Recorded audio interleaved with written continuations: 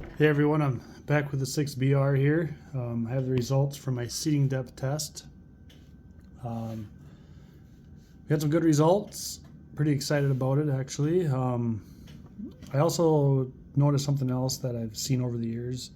I think this is a good opportunity to point that out. And that's that SD, it doesn't matter to a point.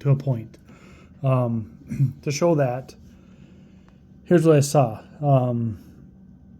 We have this group here, 0.822, has an SD of 4.9. Then, the group size gets bigger, 1.15. SD gets bigger. Okay, so that kind of points towards, SD shows something. All right, so we got 8.9. The group goes up to 1.3875, and we got SD gets less, 1.343. Okay,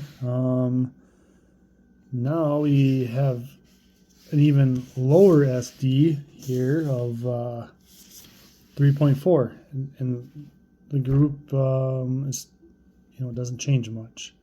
It's a little bit, it's, what is that, 20,000 smaller. Okay, so that's really nothing, I guess, to me anyways. To me, what this shows and what I've seen over the years is that for 3 shots, 5 shots, 7, which these are 7-shot groups, 10 shots, the SD doesn't matter. It's not an accurate representation of what's going on. So, if you're going through your load development looking for low SDs and you say this is the load right here, well, I don't think that's the case. To me, you really have to do multiple 5-shot groups. When I say multiple, I mean 3, 4, 3 or 4 shots, 3 or 4 groups of 5 at least, if not more. And then at that point, it really comes down to doing some 10-shot groups at 300 yards to really show what that load does. And you'll see a difference at that point. So for this rifle, and at the beginning here, and I got to emphasize that this is at the beginning, the SD doesn't matter. Once you go through a bunch of loads and you find what is shooting best, and then you lower the SD after that, it does end up mattering on the target, but just to pick the lowest SD from your first 5-shot group, or even your first 10-shot group, it doesn't necessarily mean that you have arrived at the best load. You really have to find the best seating depth and the best powder charge for your rifle before SD even matters. And that's just what I'm trying to show is that we have an SD of 3.4, a group of 1.365. A higher SD and a group that is, 40% smaller or whatever it is, So, if you want to look at round count,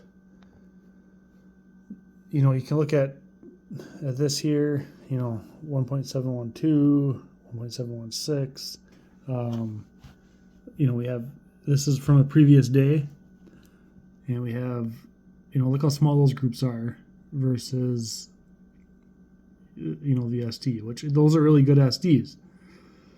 But we have, look at the average velocity, 2979.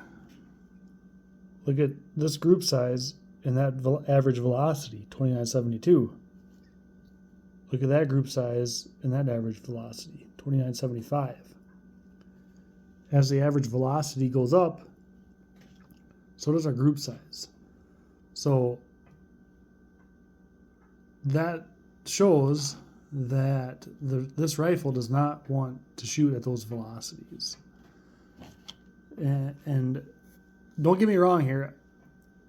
I realize that we need, this is a small sample size, 7 shots. And we need to go back and find out what shoots best. We need to go, load more rounds at 29.5 and a seating depth of 1.707, and see how that repeats. But again, back to my point is that SD doesn't matter at the beginning. We have to shoot more rounds and find out what is going on, or to find out what is more consistent. We can't just take one 5-shot group and say, look at our SD. This is great.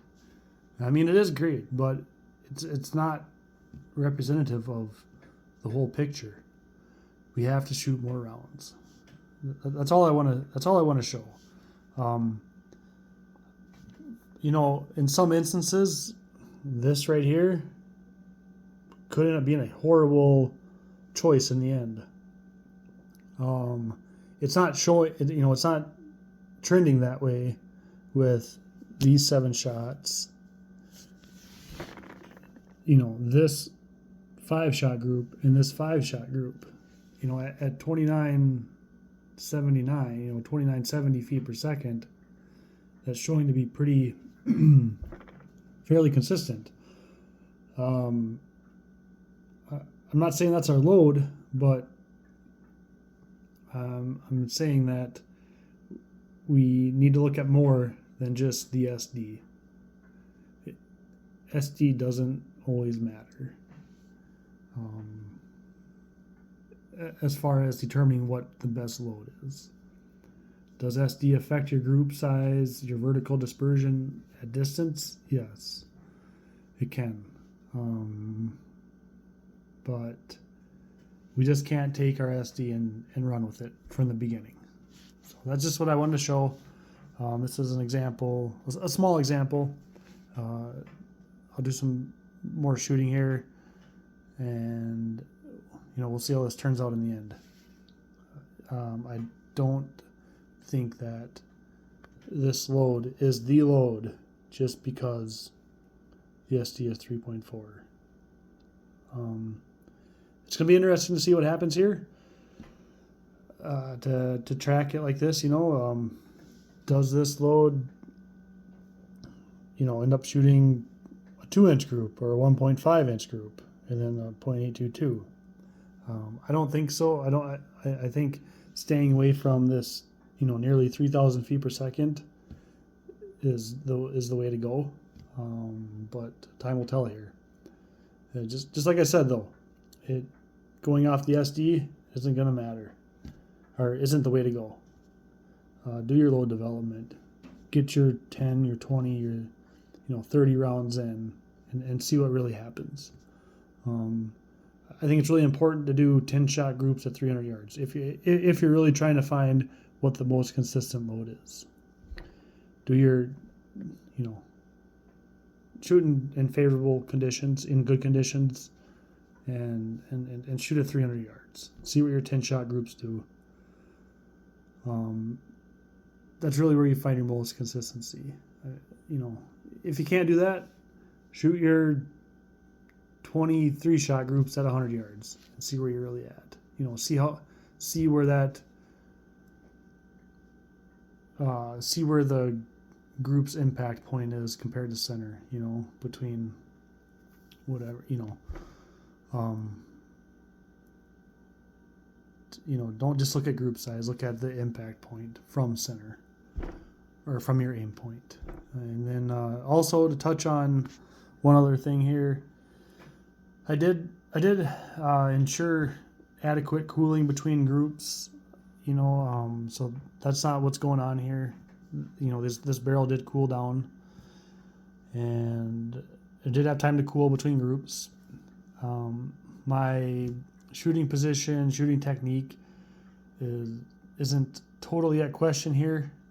I've proven over the last 10 years to shoot pretty consistent. You know, this is what I do for my F-class shooting. You know, if I can hold good vertical at 600 yards and 1,000 yards with my setup, I think I can hold pretty steady at 100 yards. You know, if there is any shooter error, it's small. You know, 10 thousandths, you know, or less, I guess. But you know, there's, you know, my barrel heat and my shooting position and my shooter error isn't causing, you know, the difference between 0.822 and 1.365. That's been, I've proven that over the last 10 years. So you know the old saying, the target proves the you know, listen to your target. And for 10 years I've listened to my target to show, to you know, vindicate my shooting technique and my shooting setup. So anyways, that's the results here. That's what I've seen. More to come. Thanks a lot.